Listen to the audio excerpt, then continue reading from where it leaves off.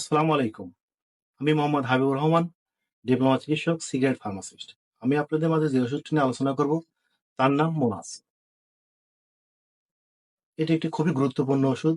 বিশেষ করে সিজনাল চিকিৎসার জন্য এটি ব্যবহার করা হয়ে থাকে। যেমন এখন ঠান্ডার সিজন, এখন বাচ্চাদের বা বড়দের হাঁচি কাশি ঠান্ডা লেগেই থাকে। ডাক্তারের কাছে গেলে ডাক্তাররা অন্য ওষুধের পাশাপাশি মোনাস দিয়ে থাকেন। এই মেডিসিনটি দারুণ কাজ করে শ্বাসনালীর জন্য। এটি কি কাজ করে, কাদের জন্য কাজ করে, কখন দেওয়া যাবে, গর্ভাবস্থায় খাওয়া যাবে কিনা, এটি নিয়ে এখন বিস্তারিত আলোচনা করব। মোনাস ট্যাবলেটটি বাংলাদেশের ব্র্যান্ড লিডার। আগে জানি মোনাস সম্পর্কে। মোনাস কয়টি ফরম্যাটে হয়? মোনাস প্রধানত 3টি ফরম্যাটে হয়: 4, 5, 10। 4 এবং 5 আবার 2টি ফরম্যাটে হয়। একটা হয় নরমাল, একটা হয় অরোফ্লাশ। নরমালটা চুষে খেতে হয়, অরোফ্লাশটা গালে দিলেই গলে যায়।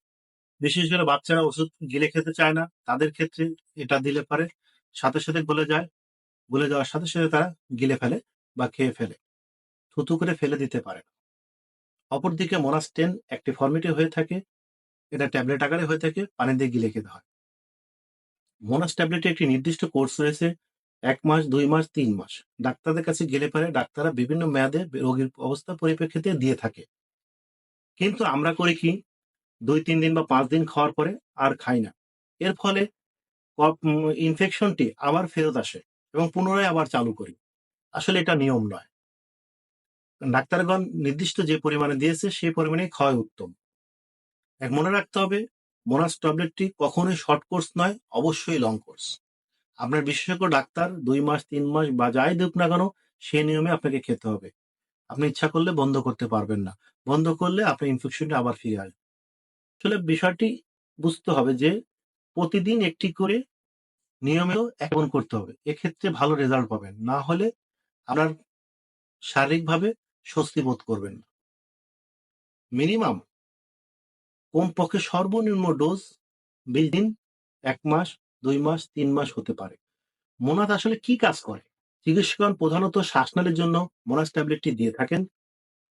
শ্বাসনালী বলতে দীর্ঘমেয়াদী ব্রঙ্কাইটিস, হোপিং কাশি, অ্যাজমাটিক্স, শ্বাসকষ্ট রয়েছে, তাদের ক্ষেত্রেও মোনাস ট্যাবলেটটি ব্যবহার করা যেতে পারে। সাধারণত সন্ধ্যাবেলা বা রাত্রে ঘুমানোর পূর্বে একটি ট্যাবলেট দেওয়া হয়ে থাকে।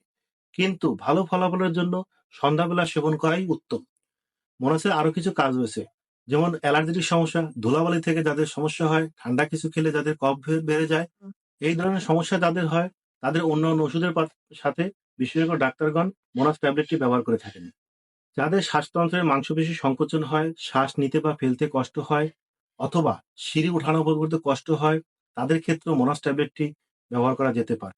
তবে বিশেষ ক্ষেত্রে, কিছু ক্ষেত্রে যাদের শরীরে অ্যালার্জির সমস্যা রয়েছে, সেক্ষেত্রে অ্যালার্জির সমস্যার সমাধানের জন্য মোনাস ট্যাবলেটটি ব্যবহার করা যেতে পারে। বা যাদের খেলাধুলা করার কারণে শ্বাস নিতে কষ্ট হয় বা ব্যায়াম করতে গেলে শ্বাস নিতে কষ্ট হয়, ফুটবল খেলতে, বাস্কেটবল খেলতে, যেকোনো খেলাধুলা, সাঁতার কাটতে শ্বাসকষ্টের সমস্যা হয়, সেক্ষেত্রে মোনাস ট্যাবলেটটি বিশেষজ্ঞ ডাক্তারগণ একটি করে প্রতিটি রোগীকে দিয়ে থাকেন। প্রতিনিয়ত 2 মাস থেকে 3 মাস খেতে বলেন। তবে বিশেষ করে সিজনাল সময়, বিশেষ করে ঠান্ডার সিজনে ডাক্তারগণ প্রচুর পরিমাণে মোনাস প্রেসক্রিপশন করে থাকেন। তার একটাই কারণ, সিজনাল সময় অ্যালার্জেটিক রাইনাইটিক বা ঠান্ডা লেগে গলা ব্যথা হয় বা কাশি অনুভূত হয়, এ কারণে। বা কয়দিন পর পর আপনার কফ হয়, কফ আটকে গেছে, বুকটা ভারী ভারী লাগে, আপনি বুঝতেও পারতেছেন না আপনার কফটা আটকে গেছে। সেক্ষেত্রে সেক্ষেত্রে যাদের এরকম সমস্যা হয়, তাদেরকে মোনাস ট্যাবলেট দেওয়া যেতে পারে বা বিশেষজ্ঞ ডাক্তারগণ দিয়ে থাকে। ধূম ধূমপান করার ফলে বুকে কফ জমে থাকে। বুকের কফ বের করার জন্য অন্যান্য ওষুধের পাশাপাশি মোনাস ট্যাবলেট ব্যবহার করে। এবার আসি ডোজ। 6 মাস থেকে 6 বছর পর্যন্ত 4 মিলিগ্রাম ট্যাবলেট, 6 বছর থেকে 15 বছর পর্যন্ত 5 মিলিগ্রাম ট্যাবলেট দিনে একটি, এবং 15 বছরের ঊর্ধ্বে 10 মিলিগ্রাম ট্যাবলেট দিনে একটি বিশেষজ্ঞ ডাক্তারগণ দিয়ে থাকে। গর্ভাবস্থায় এটা এখনো সুনির্দিষ্ট নয় যে এটা দেওয়া যাবে। এটা প্রয়োগের ক্ষেত্রে বিশেষজ্ঞ ডাক্তারগণের সাথে পরামর্শ করে আপনারা সেবন করবেন।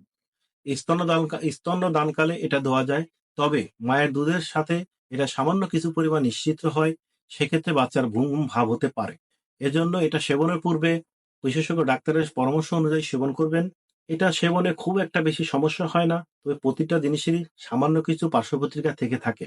সেক্ষেত্রে অমনোযোগী ভাব হতে পারে, বমি, বমি ভাব হতে পারে, ঘুম, ঘুম ভাব হতে পারে, ঝিমঝিম ভাব হতে পারে, শরীরে অবশ হতে পারে। এসব অবস্থা দেখলে আপনি নিকটস্থ ডাক্তারের কাছে পরামর্শ নেবেন। তবে দীর্ঘদিন ধরে যারা ব্যবহার করছে তাদের শরীরে অ্যাডজাস্ট হয়ে যায়, খুব একটা সমস্যা দেখা যায় না।